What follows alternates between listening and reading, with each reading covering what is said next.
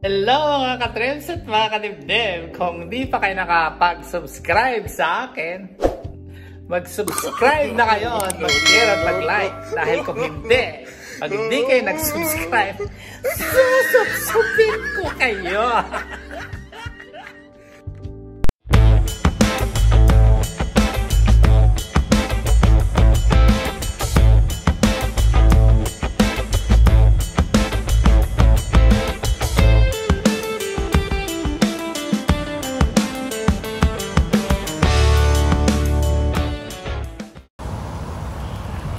Hello mga kadibdib at mga kawasak-wasak.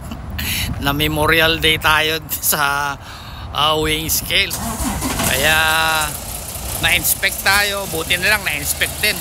Kaya yun, nakita nila na may butas yung airline papunta sa tangke.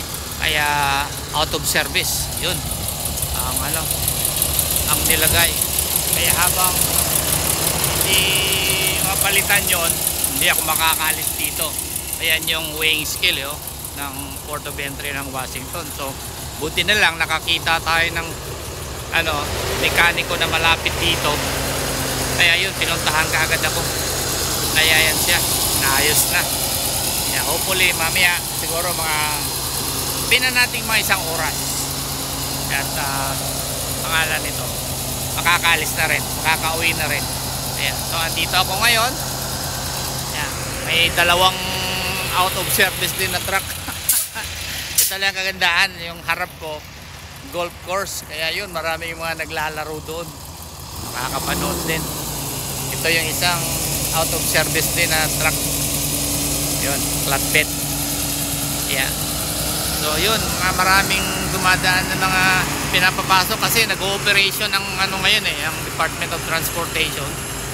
Kaya mapagaan ka man o mapa-empty ka, talagang papasok ka. Kaya ito, natsambahan ako. Kaya mabuti na lang din. At least nalaman ko na meron palang sira, hindi yung puro takbo ka na lang takbo. Kaya ito yung mekaniko na pumunta sa akin, yung mobile. Kaya yan, hopefully matatapos na rin to. Yan, ito may pumasok din, pinapunta rin doon sa dito sa inspection. Yun, ganon talaga buhay ng truckers. Yan, pinapalitan lang ng parang doon yung tubo, pipe papunta doon sa pangalan nito, sa hose, tapos lalagyan ng fitting, ayos na. Ayan.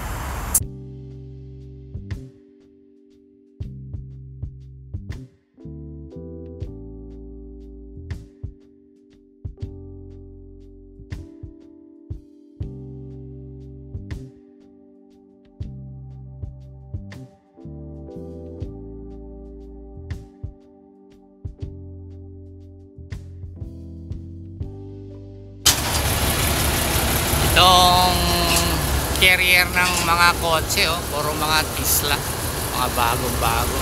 Dami rin, pinapasok din. Kaya siguro may mga problema din. Ang ganda ng mga kotse na to, mga bago, Tesla lahat. Ewan ko kung meron ng Tesla sa Pilipinas, parang wala pa ata. So ayan, malapit na matapos.